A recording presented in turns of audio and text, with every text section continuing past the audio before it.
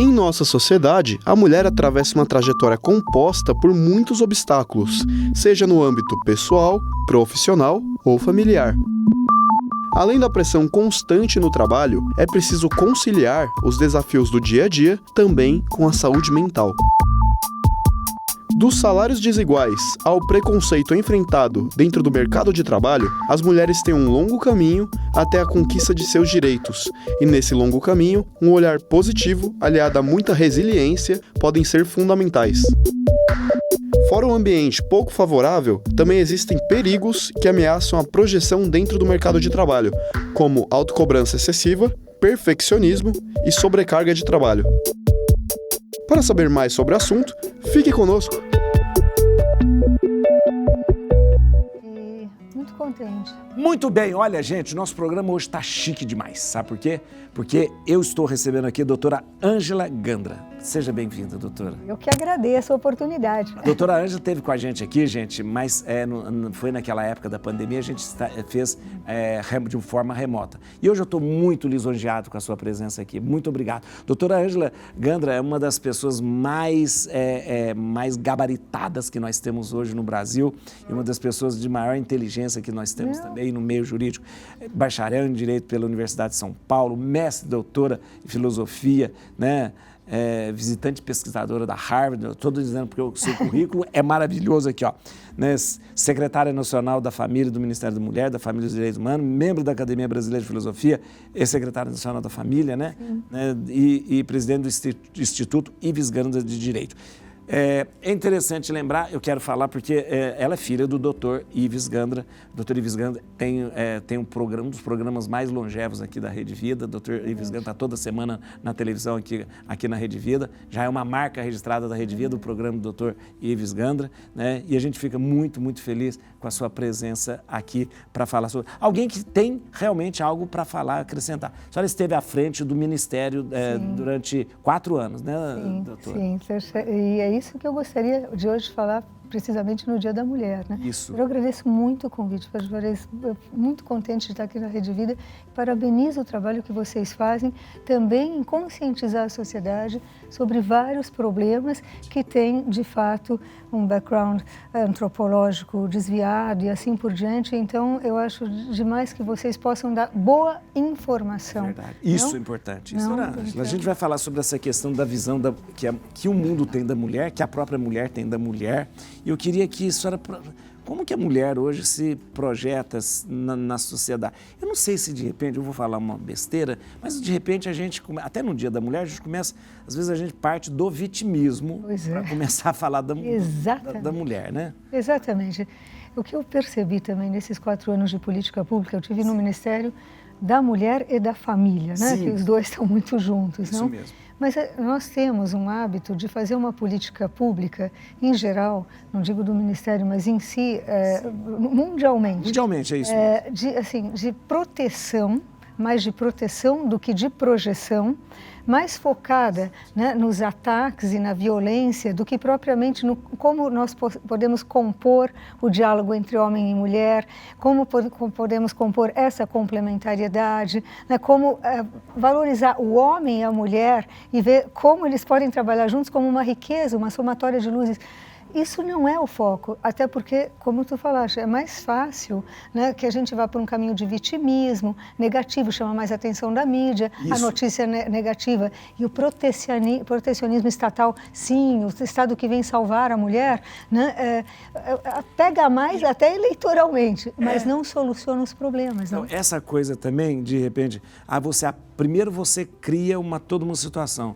A mulher é vítima disso, a mulher é vítima disso, e eu chego como salvador. Sim, exato. Né? E às vezes até tira o protagonismo da mulher, porque o salvador geralmente é um homem, ou é o próprio Estado, né? Exato, exato. E se vier o Estado, daí o próprio marido vai falar, então deixa que o Estado te protege. Não, e o que nós temos que compor, em primeiro lugar, são os vínculos familiares. Não, a mulher, ela precisa estar confortável na sua casa, no bom sentido, ela tem que ser respeitada lá. Tem um artigo na Constituição, eu sou advogada também, né? Que é o artigo 226.5 da Constituição. Fala, homem e mulher são iguais em direitos e deveres no lar. Nós não vivemos isso. muitas vezes. E não é uma coisa de briga de direitos, mas de composição de direitos. A pandemia até trouxe, só falam da pandemia como coisas negativas. Agora, coisas boas. Mas nós vimos também que as famílias se uniram e que o homem sentiu o peso do lar também. Então houve uma corresponsabilidade no lar para educar os filhos, né? Para buscar o provimento, né? Para cuidar da família, co-cuidadores. E isso é muito saudável para que a mulher, eu penso que cada membro da família, ele teria que ser insubstituível no seu lar. Cada um tem o seu papel no lar. O pai e a mãe, por exemplo. Os filhos também. E os filhos e os avós. Os avós, né? Eles têm papéis já determinados. Determinados. E, ao mesmo tempo, que eles, a partir do lar, possam ter toda a sua projeção social, fazer toda a sua diferença social. Agora, essa política pública, ou mesmo, né, como algo que a gente possa dar plataforma, demora mais, colher o fruto, e assim por diante. Então, muitas vezes, nós não investimos porque existe também, eu vou falar claramente aqui, existe toda uma indústria, né, que torna a mulher um meio para outros fins, que é a indústria da hipersexualização, não é? Daí vem o utilitarismo em relação à mulher. E todo esse dinheiro que gira em torno do uso da mulher, né, faz com que nós façamos esse tipo de política pública de protecionismo. Às vezes convém ao mercado, exatamente, convém que a mulher seja essa... É engraçado, parece um paradoxo. Toda essa visão a mulher não é um sexo frágil, a mulher é um sexo forte, a mulher, mas na verdade trata a mulher como se fosse... Exatamente, é paradoxal. O sexo frágil, que precisa do apoio. Vamos fazer hoje, coitadinha dela, e porque ela é tão fraquinha, ela não consegue. Engraçado é isso, né? É bem por aí que muitas vezes vai por esse caminho e quer que ela se projete numa igualdade que não é ontológica, que a gente chama, que não é da natureza. Existe uma igualdade de direitos, mas obviamente o homem é diferente da mulher, né? Como é que a gente sabe que uma criança é homem e outra mulher? Ou seja, existe uma fisiologia objetiva. Então, agora, nós teríamos que potencializar essa fisiologia e, ao mesmo tempo, pegar o que a mulher pode oferecer, aliás, que é a cabeça, que é o coração, a afetividade, e não reduzir a mulher também a um corpo, porque hoje é interessante, nós vemos na seara internacional, eu trabalho muito na seara internacional, né? O que a mulher ficou reduzida, a luta da mulher hoje? Direitos sexuais reprodutivos. É essa a luta. Então, ela pode abortar. Por quê? Porque por que ela tem que carregar o bebê, né, nela? A igualdade em relação ao homem é essa. Se eu quiser, eu aborto, porque eu não vou ter o ônus de carregar um bebê. Como se fosse o único direito que exatamente, é como se fosse o único direito da mulher, né? E, ao mesmo tempo, nesse sentido de que ela tem direito ao próprio corpo. E eu sempre falo, também na seara internacional, nós não podemos reduzir a mulher a um corpo, né? E a mulher tem muito, muito mais para dar, que a sua cabeça, a sua intelectualidade, a sua projeção política, a economia. A mulher tem um olhar para a economia tremendo, vamos dizer. Isso vem de casa. Isso vem de casa. Exatamente. Aristóteles já falava isso, não é? E nós, por utilitarismo, muitas vezes, vamos reduzindo a mulher a um corpo, a igualdade de direitos no plano sexual só, né? E não vemos a igualdade de oportunidades para os homens e para as mulheres na sociedade, né? Para a profissão, para a voz, para ter voz na política. Não é por cotas. A mulher, ela não precisa de cotas, ela já tem, e não precisa de empoderamento, porque não é ninguém que tem que empoderá-la.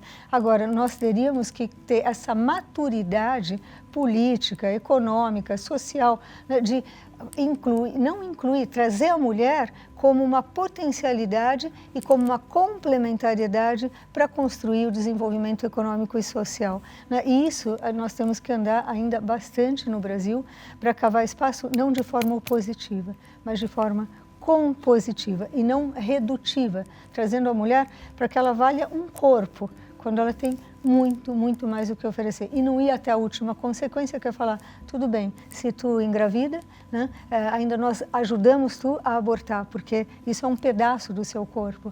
Não, né? A mulher tem o privilégio de poder ser mãe. E hoje a maternidade também sofre um bullying. As pessoas chegam e falam, estou grávida. Nossa, o que aconteceu? Em vez de falar, poxa, que bonito. Que bom, né? Antigamente se fazia festa. Porque a mulher tem, ela tem Parece esse que é um privilégio. ônus. Exatamente. Parece que é um então, ônus. nós temos que também dar a oportunidade para que as mulheres sejam mães plenamente, né?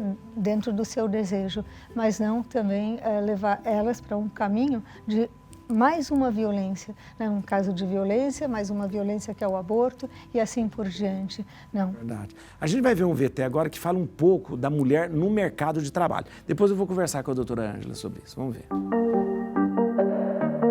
O número de mulheres no mercado de trabalho brasileiro vem crescendo dia após dia. A quantidade de mulheres entre 17 e 70 anos empregadas passou dos 56,1% para mais de 61% em 2015, e a expectativa é que possa atingir acima dos 64% em 2030. Mesmo com esse avanço, ainda há uma grande disparidade em relação aos homens, que ocorre principalmente pelo papel social e cultural. A diferença salarial é significativa no país, fazendo com que o Brasil seja o 130º na posição em igualdade de salário, segundo dados do IBGE de 2019. Como se não bastasse, dentro do mercado de trabalho, as mulheres continuam sofrendo assédio moral e sexual. De acordo com a agência Patrícia Galvão, em 2020, cerca de 40% das mulheres já foram xingadas ou ouviram alguma imoralidade, enquanto esse número entre os homens é de apenas 13%. Como mudar essa situação? Esses dados, eles às vezes, quando eles são colocados todos chocam a gente, às vezes, né? De repente, da mulher ser tratada, vai mais uma vez. Por que uma mulher é tratada com imoralidade? Porque, por causa de repente, ela foi reduzida. Exato, exato. E é interessante, e muitas vezes, elas mesmas, é uma pena, elas sabem que elas vão valer pelo que elas oferecem. Então, elas mesmas, entre aspas, chegam a se prostituir ou provocar e depois até acusar de assédio, etc., porque elas sabem que elas são valorizadas por isso. É essa cultura, falaram muito bem aqui, esses números ainda precisam crescer muito por mudança cultural, né? E a mudança cultural, às vezes a gente pensa, vai vir do Estado? Eu sempre falo isso, eu falo assim, não se muda uma cultura de cima para baixo. É a família, é o fortalecimento de vínculos, é a valorização da mulher dentro da família, o respeito a ela e, ao mesmo tempo, a cultura da iniciativa privada. As empresas, nós trabalhamos muito com empresas amigas da família, que davam oportunidade de home office para as mães e assim por diante. Porque é assim que nós temos que trabalhar com a sociedade que vai trabalhando, por exemplo, eu estou na FAESP, né?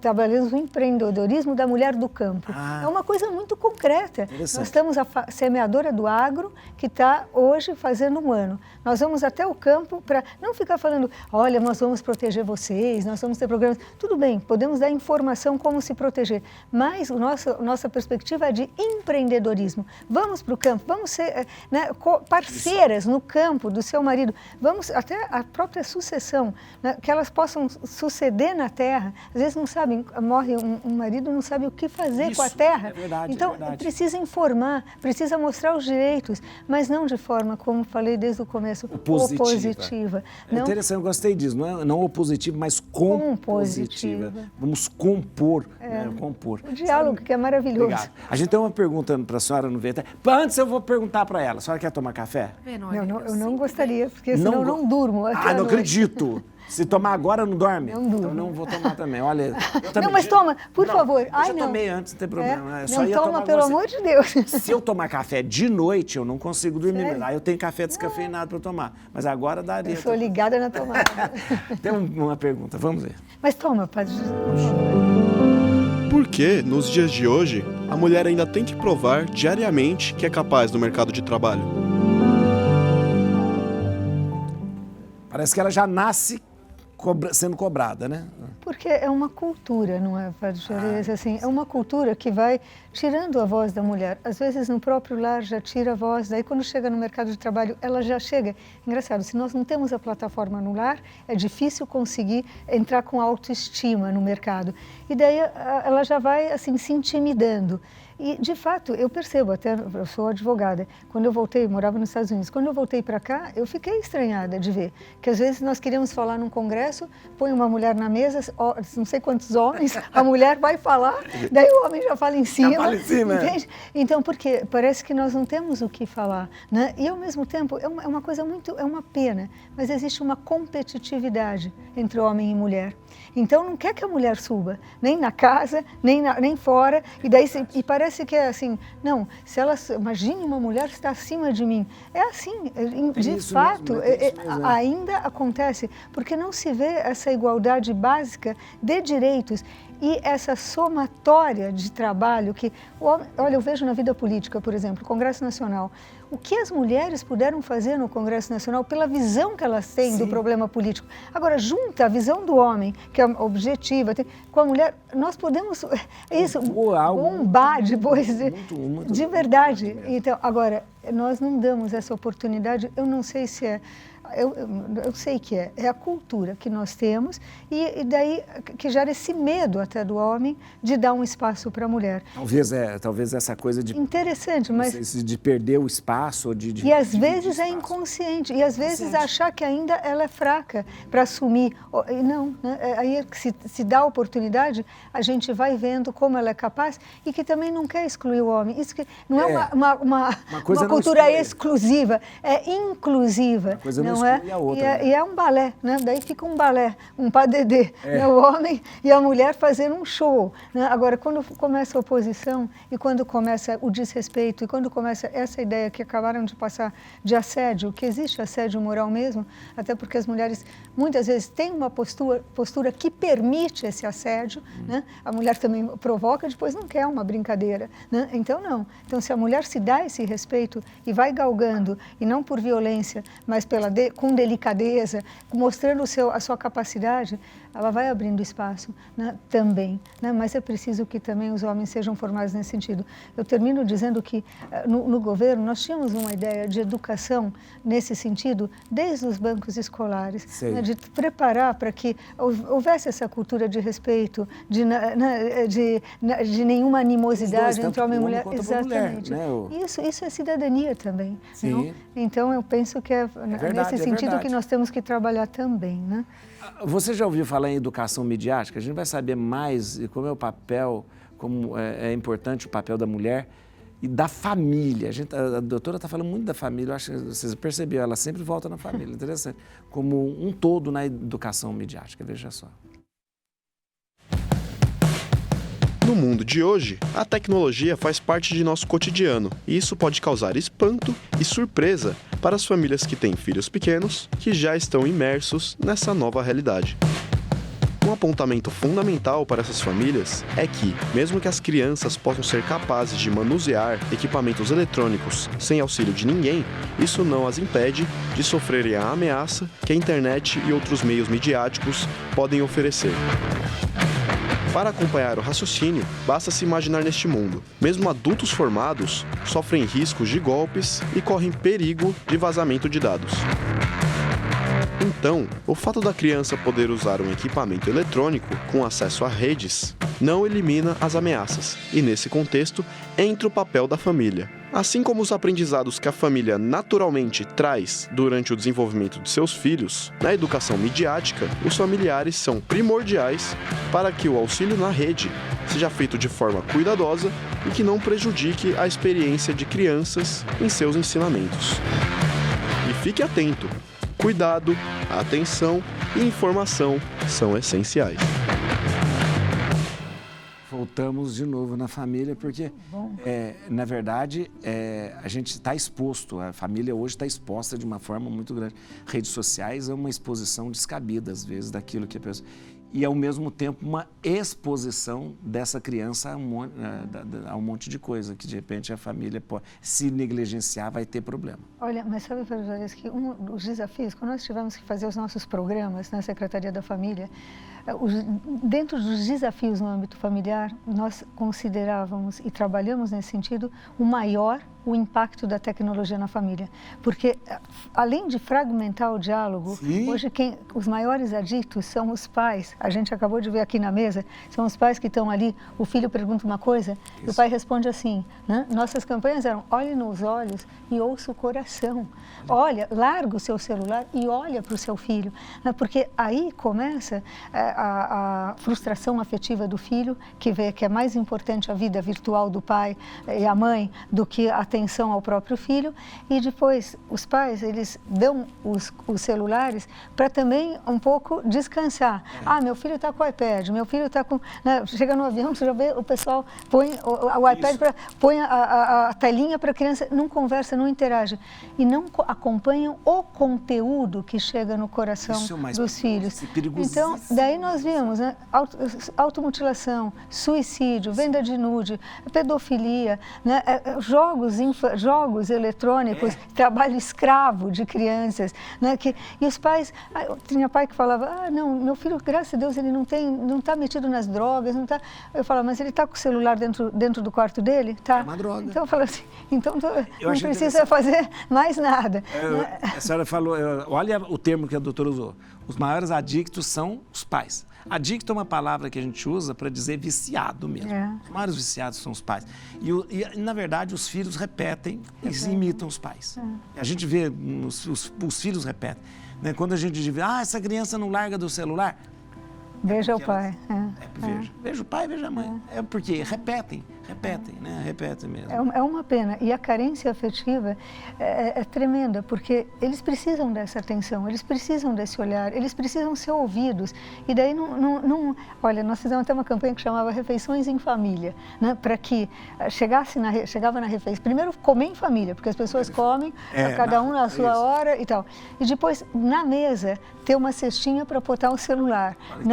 Olha, isso conseguiu até ajudar na erradicação de drogas, porque os pais sentados e olhando nos olhos dos filhos, percebiam, poxa, ele está se drogando, ele está com o olho vermelho. Isso, ele percebe, né? Vai percebendo um comportamento diversificado. Exato. Você conversa coisas e ouve, exatamente. Então, essa campanha que nós fizemos com a Senapred, que era a secretaria encarregada da prevenção de drogas, foi muito eficaz para erradicar, de verdade, nos primeiros passos, né, a droga que vinha da escola, e assim por diante. Isso aí, esse é um ponto muito importante. Né? Você percebe que a gente vira, volta na família. Aqui, será que uma mulher cadeirante pode se tornar Miss Brasil? Veja esse VT, vamos ver isso, gente. Eu pensei, gorda, 42 anos já, cabelo vermelho, cheia de tatuagem. Falei, eu não vou ser escolhida, mas eu vou fazer a inscrição, né? Aí, pra minha surpresa, no dia 3 de dezembro, que é o dia da pessoa com deficiência, eles anunciaram e eu era escolhida para representar o Brasil. Vai acontecer no México, em Tijuana, vai ser em outubro. Não é mais uma questão da pessoa ser a mais bonita, né? Não é mais, a gente não tem e eu também tento derrubar esses padrões de beleza. Eu acho que a gente tem que se sentir bem como a gente tá, como a gente é. Se sentir bem, colocar uma roupa bonita, com o corpo que você tem, se vestir do jeito que você gosta. Para mim é muito importante isso, é a gente poder mostrar que a gente pode ser quem a gente quiser. Muito bom. Padrões de beleza, que é coisa mais opressiva do que um padrão de beleza. É verdade. E olha que beleza, né? Eu penso que a beleza da mulher, ou a beleza de qualquer ser humano, é uma beleza interior. Todos são bonitos. E se quando a gente se abre a admirar, todos têm a sua beleza. Porque, aliás, o senhor que conhece filosofia, né? É um transcendental do ser. O belo é verdadeiro, é bom e é uno. Né? Todo ser é belo. Né? E, ao mesmo tempo, eu penso, a pessoa com deficiência, meu Deus, eu trabalhei também com as famílias inclusivas. As pessoas com deficiência, elas são, de fato, uma inspiração para nós, porque a luta delas faz com que a gente queira ser melhor, que a gente lute, a gente tem condições, muitas vezes eles têm que lutar em outra condição, né? E eles lutam, e isso que ela está falando agora é uma inspiração para todos nós, não é? E que realmente ela merece, né, nesse título de Miss Brasil. Todo né? ser é belo, como ela lembrou, porque Deus é belo. Beleza, exatamente. A beleza, Deus é a suma beleza, né? Deus é belo, né? A beleza. Eu acho importante essa palavra abalizada da senhora hoje aqui na Rede Vida. Isso é muito importante, muito importante. Mesmo porque não é o homem que vai falar, não é a experiência de um homem, não é, mas é alguém que viveu não só como mulher, mas como uma pessoa que ocupou um dos cargos mais importantes aqui no Brasil, de estar à frente dessa conscientização, desse trabalho, né? Então, é muito, muito, muito, muito importante essa presença hoje da senhora aqui hoje para falar sobre isso. Eu só queria fazer mais uma pergunta, Rodolfo. A senhora acha que houve avanços, ou que ainda precisa muito muito a ser feito ainda na sociedade em relação à mulher? Olha, eu sempre vejo pelo lado positivo, né? Eu sempre acho que cada passo é um passo importante, mesmo que pareça que a gente regride, a espiral sempre vai para cima. Não, então, eu vejo que há avanços, como a gente acabou de ver, há mais empregos, as mulheres estão galgando mais cargos políticos, estão se aventurando à vida política, estão se aventurando a lutar pelos próprios filhos, a não ter vergonha e querer ser mãe de verdade.